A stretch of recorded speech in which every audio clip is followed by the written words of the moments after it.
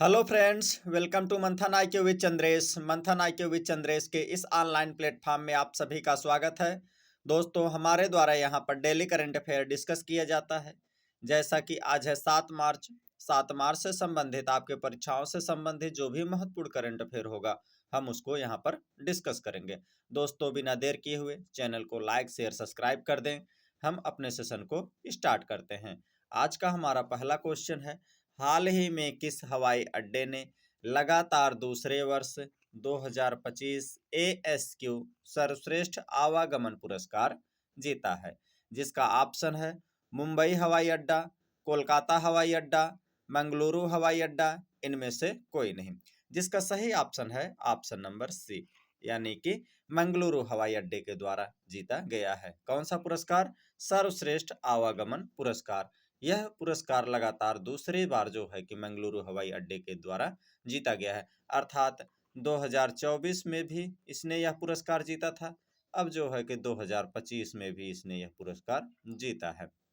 बात किया जाए जो है कि एएसक्यू के फुल फॉर्म की, तो एएसक्यू का फुल फॉर्म होता है एयरपोर्ट सर्विस क्वालिटी। क्या होता है? Airport service quality. अच्छा, यह जो है कि पुरस्कार जीत करके मंगलुरु हवाई अड्डे ने जो है कि अंतरराष्ट्रीय स्तर पर अपनी मजबूत पहचान बनाई है। हम बढ़ते हैं अपने अगले क्वेश्चन की तरफ।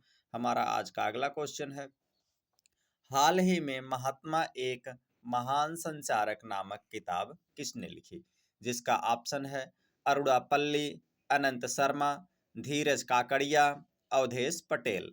जिसका सही ऑप्शन है ऑप्शन नंबर सी, यानी कि धीरज काकड़िया के द्वारा यह पुस्तक लिखी गई है। बात किया जाए अभी हाल फिलहाल में कुछ प्रमुख पुस्तकों की, तो जो है कि विजय गोयल द्वारा लिखित पुस्तक अटल बिहारी वाजपेयी शाश्वत नेता। किसके द्वारा लिखी गई है? विजय गोयल द्वारा लिखित पुस्तक का नाम है अटल बिहारी वाजपेयी शाश्वत राजनेता। बात किया जाए वहीं पर जो है कि विश्वभूषण हरिश्चंद्रन के द्वारा लिखी गई पुस्तक ए माटी कथा कहे, ए माटी कथा कहे बख्शी जगबंधु ग्रेट कमांडर नामक किताब लिखा है। किसने लिखा है? विश्वभूषण हरिश्चंद्रन ने लिखा है। बात किया जाए उर्जित आर पटेल की, तो द ग्रेट सैक्सन हैक नामक पुस्तक उर्जित आर पटेल ने लिखा है। बात किया जाए वहीं पर डॉक्टर सिकंदर कुमार की, तो डॉक्टर सिकंदर कुमार ने जो है कि मोदी युग में भारत का आर्थिक सशक्तिकरण नामक पुस्तक लिखा है। बात किया जाए वहीं पर राष्ट्रपति द्रौपदी मुर्मू की, तो राष्ट्रपति द्रौपदी मुर्मू ने संथाली भाषा में भारतीय संविधान का विमोचन किया है। हम बढ़ते हैं अपने अगले क्वेश्चन की तरफ। हमारा आज का अगला क्वेश्चन है, हाल ही में राष्ट्रीय दंत चिकित्सक दिवस किस तिथि को मनाया गया? जिसका ऑप्शन है 3 मार्च, 4 मार्च, 5 मार्च, 6 मार्च। तो जिसका सही ऑप्शन है ऑप्शन नंबर डी, यानी कि 6 मार्च को राष्ट्रीय दंत चिकित्सक दिवस मनाया गया है। यह जो है कि प्रत्येक वर्ष मनाया जाता है। दंत चिकित्सकों की मेहनत, समर्पण और हमारे ओरल हेल्थ यानी कि हमारे मौखिक यानी मुख के हेल्थ के बारे में और उनके बहुमूल्य योगदान के लिए हर साल 6 मार्च को राष्ट्रीय दंत चिकित्सक दिवस मनाया जाता है। बात किया जाए मार्च महीने के कुछ प्रमुख तिथियों की, तो 1 मार्च को विश्व नागरिक दिवस मनाया जाता है। 3 मार्च को विश्व वन्य जीव दिवस मनाया जाता है। 4 मार्च को राष्ट्रीय सुरक्षा दिवस मनाया जाता है। 5 मार्च को अंतर्राष्ट्रीय निरस्त्रीकरण एवं अप्रसार जागरूकता दिवस मनाया जाता है। अब वहीं पर 6 मार्च को राष्ट्रीय दंत चिकित्सक दिवस मनाया गया है। अच्छा, 4 मार्च को क्या मनाया जाता है? 4 मार्च को राष्ट्रीय सुरक्षा दिवस मनाया जाता है। तो 4 मार्च से आपको याद आना चाहिए 4 जनवरी को क्या मनाया जाता है? तो 4 जनवरी को विश्व ब्रेल दिवस मनाया जाता है, यानी कि जो है कि दृष्टिबाधित लोगों के पढ़ने के लिए जो है कि विश्व ब्रेल दिवस मनाया जाता है। अच्छा, विश्व ब्रेल दिवस से आपको याद आना चाहिए कि भारत की पहली ब्रेल लाइब्रेरी कहाँ खोली गई? तो भारत की पहली ब्रेल लाइब्रेरी लखनऊ में खोली गई है। अब यहीं से आपको याद आना चाहिए 4 फरवरी को क्या मनाया जाता है?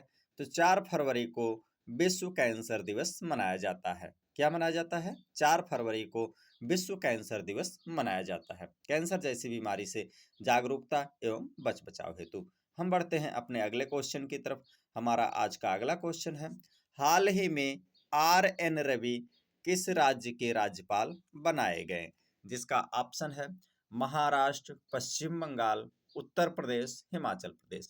जिसका सही ऑप्शन है ऑप्शन नंबर बी, यानी कि पश्चिम बंगाल के मुख्यमंत्री RN रवि बनाए गए हैं। अभी हाल फिलहाल में 7 राज्यों के जो है कि राज्यपाल बदले गए हैं, तथा जो है कि 2 राज्यों के उपराज्यपाल बदले गए, यानी कि 2 केंद्र शासित प्रदेशों के उपराज्यपाल बदले गए हैं, जिसमें से हैं महाराष्ट्र के राज्यपाल जिष्णुदेव वर्मा बना दिए गए हैं, बिहार के राज्यपाल सैयद अल हसनैन जो कि रिटायर लेफ्टिनेंट गवर्नर हैं, उन्हें बना दिया गया है। किसे बनाया गया है?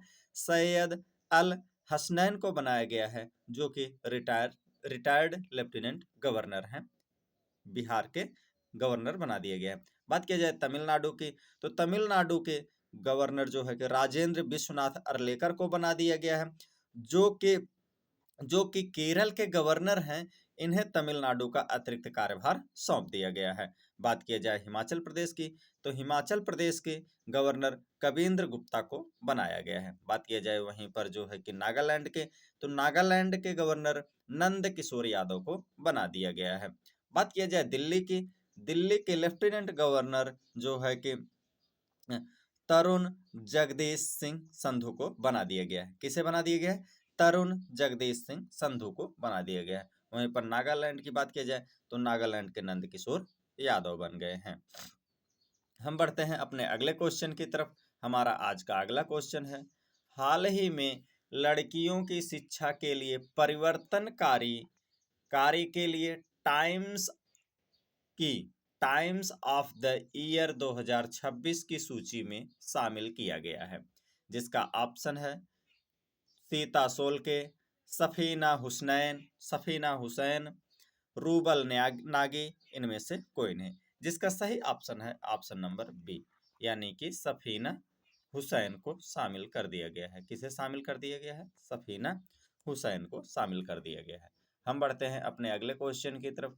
हमारा आज का अगला क्वेश्चन है, हाल ही में मोबाइल वर्ल्ड कांग्रेस 2026 का आयोजन किस शहर में किया जा रहा है? जिसका ऑप्शन है नई दिल्ली, रोम, बार्सिलोना, वाशिंगटन डीसी। जिसका सही ऑप्शन है ऑप्शन नंबर सी, यानी कि बार्सिलोना में आयोजित किया जा रहा है। हम बढ़ते हैं अपने अगले क्वेश्चन की तरफ। हमारा आज का अगला क्वेश्चन है, हाल ही में किस देश के खिलाड़ी फिन एलन ने T20 विश्व कप का सबसे तेज शतक लगाया है? जिसका ऑप्शन है न्यूजीलैंड, स्कॉटलैंड, इंग्लैंड, दक्षिण अफ्रीका। जिसका सही ऑप्शन है ऑप्शन नंबर ए, यानी कि ये न्यूजीलैंड के हैं। फिन एलन जो है कि न्यूजीलैंड के खिलाड़ी हैं, जो कि ओपनर बल्लेबाज हैं। इन्होंने सर्वाधिक तेज शतक लगाया है T20 में।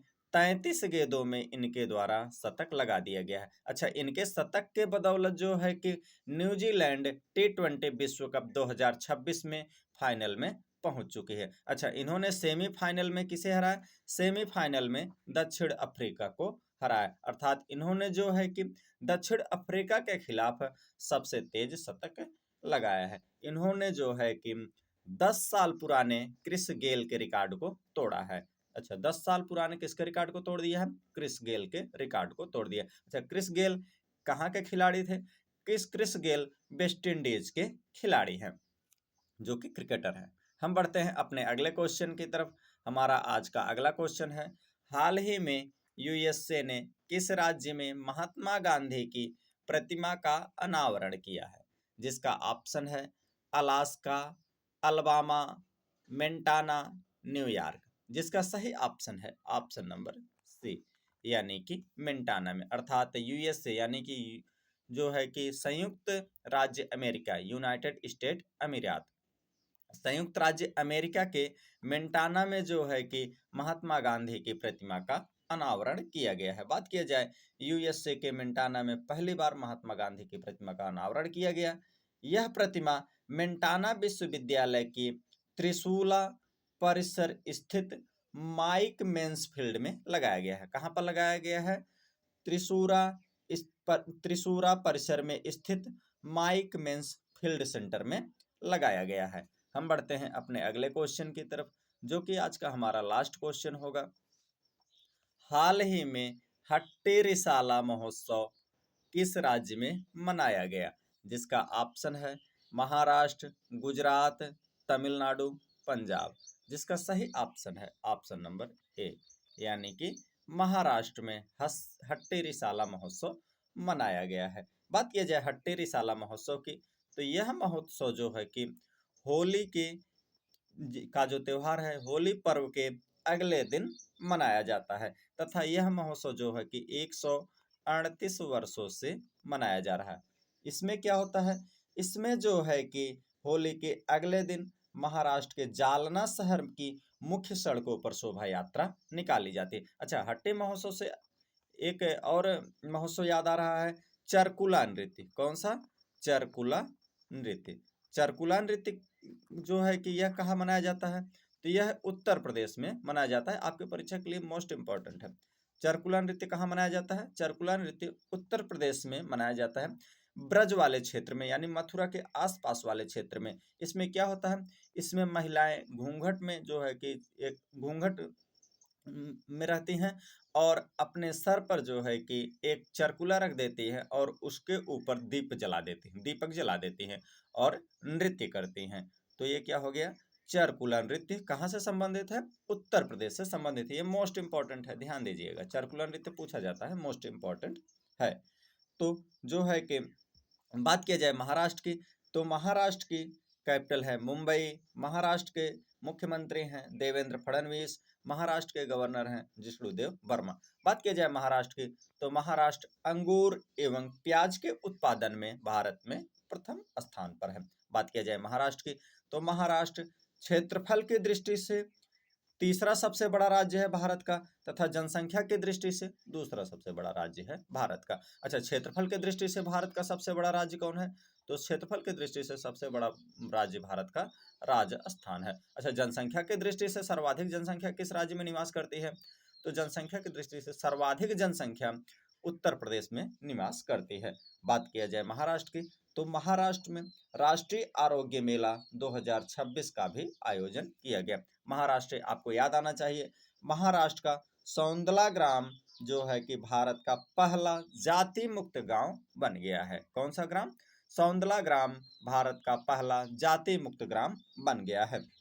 बात किया जाए महाराष्ट्र की, तो भारतीय वायुसेना ने नासिक में एक भव्य एयर शो का आयोजन किया है। किसने किया? भारतीय वायुसेना ने नासिक में एक भव्य एयर शो का आयोजन किया है। बात किया जाए जो है कि महाराष्ट्र की, तो महाराष्ट्र के मुंबई में पहली म्यूजिकल रोड बनाई गई। पहला म्यूजिकल रोड कहाँ बना?